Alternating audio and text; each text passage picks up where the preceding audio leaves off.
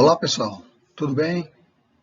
Hoje vamos dar sequência ao estudo da termodinâmica.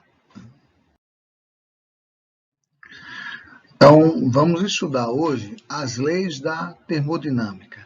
E aí ele dá uma base para você entender o funcionamento do motor da geladeira.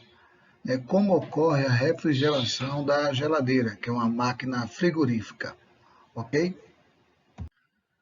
Então, vamos lá. Primeiro vamos tentar entender o que é a termodinâmica. A termodinâmica é o ramo da física que estuda a relação entre duas formas de energia em trânsito, ou seja, em movimento. Essas energias já são bem conhecidas da gente. Uma delas é calor, tá certo? Que é uma forma de energia que está em movimento, e trabalho, que a gente estudou, né? O trabalho realizado por uma força, ok? Então, esse é o ramo da física que vai relacionar essas duas formas de energia em trânsito. Para a gente entender as leis da termodinâmica, vamos ver o trabalho de um gás. Quando é que um gás realiza um trabalho, tá certo? Esse trabalho de um gás, ele é realizado numa transformação gasosa. Uma transformação gasosa é quando as grandezas que nós denominamos de variáveis de estado, que são pressão, volume e temperatura, desse gás sofre alguma alteração. Então, por exemplo, se um gás sofreu um aumento de volume, um aumento de pressão, uma variação de temperatura, então ele sofre uma transformação gasosa, tá certo? Que não é fruto do estudo desse conteúdo agora, tá? Nós temos algumas transformações que eu vou explicar mais simples.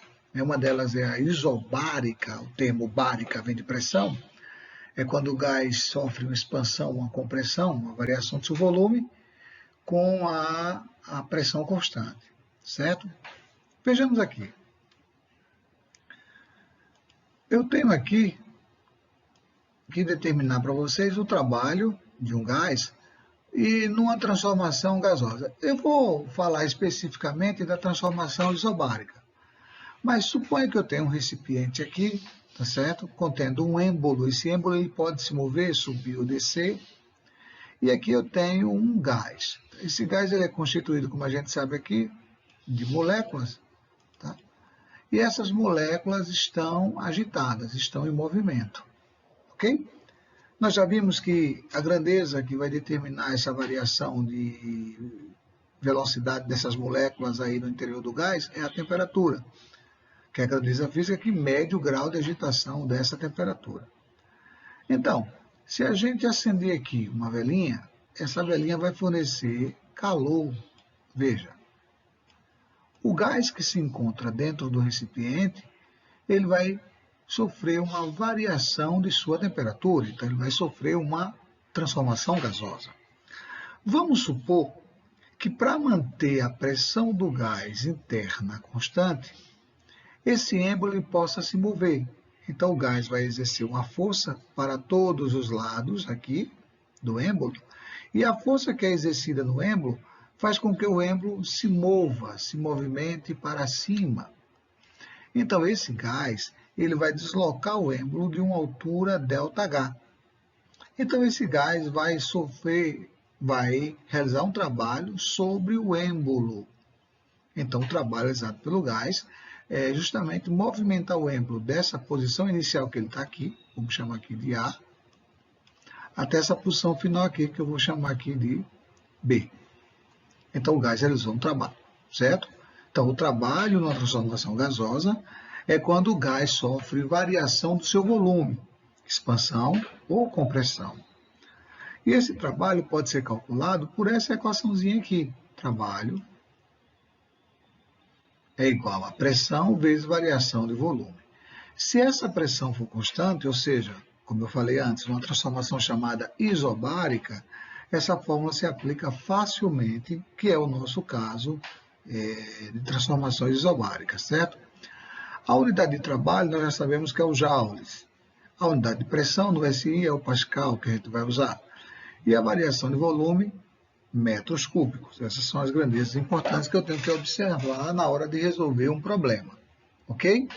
Então, resumindo, o trabalho realizado por um gás é quando ele sofre uma variação do seu volume, isto é, expansão ou compressão, certo? E esse trabalho é calculado pela expressão ali, a formulazinha. Trabalho é igual à pressão do gás, P, multiplicado pela variação do seu volume. Não esqueçam, tá certo? A unidade de trabalho é energia, os joules, e eu tenho que perceber que as outras unidades devem estar em Pascal, que é a pressão, e em metros cúbicos.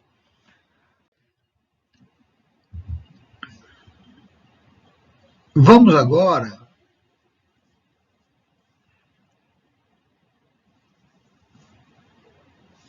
falar um pouco de energia interna de um gás. Bom, o que é a energia de um gás? E, sobretudo, a gente coloca o termo interna aqui porque eu quero considerar a energia do movimento de suas moléculas. Nós sabemos que um gás ele é constituído de moléculas, e essas moléculas estão em movimento. Então, se eu aumento a temperatura desse gás fornecendo calor, essa energia aumenta, certo? Se eu diminuo essa temperatura, cedendo calor, colocando, por exemplo, uma massa de gás dentro de uma geladeira, ele perde calor, essa energia diminui. Então, a energia interna de um gás corresponde à energia cinética. Cinética vem de movimento, lembra? A energia cinética média de suas moléculas, ok? Então, nós temos aqui um gás contido no êmbolo e nós temos as suas moléculas aqui em movimento. Então, a energia interna do gás está associada ao seu número de moléculas. Então, se eu tenho X moléculas, eu tenho uma energia. Se eu tenho 2x, eu tenho o dobro da energia, porque a energia corresponde à energia das moléculas. Portanto, eu posso escrever como energia interna, como sendo ΔU, a variação dessa energia interna, é igual a 3 meios de N, N é o número de moléculas, R ΔT. Vamos só lembrar uma coisa. Se eu quero só a energia interna U, então vai ser 3 meios de N, número de moléculas, R, T. Não tem um ΔT. Então, a energia interna é função intrínseca da sua temperatura. Por quê, Paulo? Porque essas grandezas aqui elas serão constantes. 3 meios nRT, T é a constante universal dos gases perfeitos. N é o número de moléculas. Esse no gás não vai variar, a não ser que o gás ocorra uma variação dessas moléculas. Mas esse produto aqui, ele é um certo K, uma constante. Portanto, a gente pode afirmar que a energia interna de um gás é função intrínseca, direta, de sua temperatura. Ok? E aqui nós temos uma atenção importante, porque se eu forneço calor a um gás, a primeira coisa que ele vai sofrer é uma variação de sua energia interna. Tá? Se não for sofrer variação de energia interna, ele vai sofrer uma variação do seu volume. Vai depender das transformações, como eu disse, que nós iremos estudar mais tarde.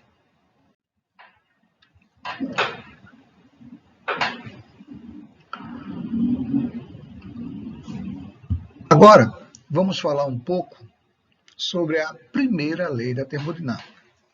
Veja bem, nós já sabemos o que é trabalho, o que é energia interna. E agora vamos observar a relação entre trabalho, energia interna e calor.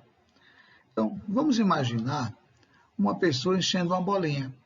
Então, quando vai encher a bolinha com a bomba, ela pressiona a bomba. A pessoa está realizando um trabalho, é o meio externo. O gás que está dentro vai passar para a bola e a bola começa a encher. Então, eu vou ter uma relação aí que vou perceber. À medida que eu for comprimindo, você vai perceber que a bomba vai aquecer. Então, eu estou realizando uma transformação que ainda vai mais tarde ali, tá certo? Muito importante, que é a diabática. Tá? Então, a gente vai estudar isso mais tarde. Para a gente entender melhor, vamos supor que eu tenho aqui um recipiente contendo um gás, certo? Aqui nós temos o êmbolo, ok? Esse êmbolo ele pode subir ou descer, é móvel, uma fonte de calor e aqui o gás. Então eu vou relacionar o calor, que está aqui, Q, a variação de energia interna e o trabalho, que eu vou simbolizar aqui por tesão. Vou botar aqui um T grande. Então, a gente pode escrever a seguinte relação. Se o Q está entrando, essa quantidade de energia que está entrando, que é o calor, a energia total, ela vai ser subdividida. Uma parte vai ser transformada em energia interna, ΔU, e a outra parte vai ser transformada em trabalho. Então, a formulazinha Q é igual a, vamos chamar isso aqui de T, né? T, trabalho, mais variação de energia interna, tá certo? Aqui a gente pode memorizar da seguinte forma, né? A gente pode colocar aqui o ΔU para frente, ΔU igual a Q, calor, menos trabalho.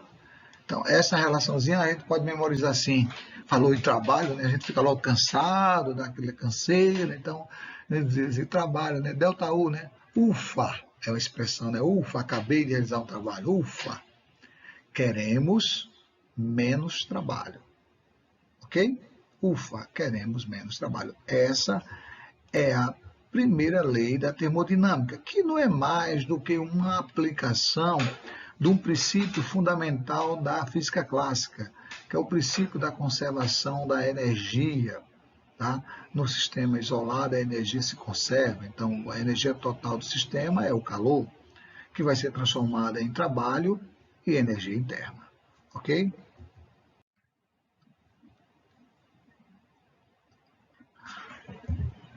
E nós temos agora a segunda lei da termodinâmica. A primeira lei da termodinâmica foi o princípio da conservação da energia. A segunda lei da termodinâmica é o contrário, né? É o princípio que a gente vai perceber aqui que ocorre uma degradação de energia, vai perder energia no sistema. Então, eu tenho um enunciado mais moderno, que eu coloquei para vocês aqui, é o de Kelvin e Planck. Kelvin e Planck é o enunciado mais simples. Ele diz assim, numa transformação gasosa, num sistema gasoso, tá certo? É impossível a construção de uma máquina, tá? Que, operando em ciclo termodinâmico, conserve toda a quantidade de calor recebida em trabalho. Vamos traduzir. É impossível construir uma máquina térmica que pegue todo o calor e transforme em trabalho. Então, eu não posso construir uma máquina que vai transformar todo o calor recebido em trabalho, tá certo? Essa é a segunda lei da termodinâmica. Veja bem, não é impossível transformar calor em trabalho, não. É possível. O que não é possível é transformar todo o calor, integralmente o calor, em trabalho. Eu vou ter uma perda de energia, né? E mais tarde a gente pode falar sobre a entropia. Então, a máquina térmica que a gente tem, que vai falar que é mais comum, ela tem uma fonte quente, que aqui é a caldeira, tá? Fornecendo o calor. Tem um sistema operante, que é o êmbolo, que vai transformar o trabalho, que vai fazer girar essa roda. Tá? E tem a fonte fria. Então, eu tenho uma fonte aqui que é chamada fonte quente, tá? E tem aqui uma fonte fria, que é o radiador que vai receber esse calor. Então eu vou ter o Q1, que vai fornecer o calor da fonte quente, e vou ter o Q2, calor da fonte fria. E aqui eu vou ter o trabalho que vai ser transformado. Então, as principais relações que a gente tem numa máquina térmica, tá? É o cálculo do trabalho. O trabalho é igual a Q1 menos Q2, calor da fonte quente menos calor da fonte fria, em módulo, né? E o rendimento. Deixa eu me apagar aqui. E o rendimento, que vamos chamar esse Nzinho de rendimento da máquina, quantos por cento ele vai aproveitar do calor em trabalho, impossível ser 100% esse rendimento. E a lei diz, é impossível converter todo o calor em trabalho.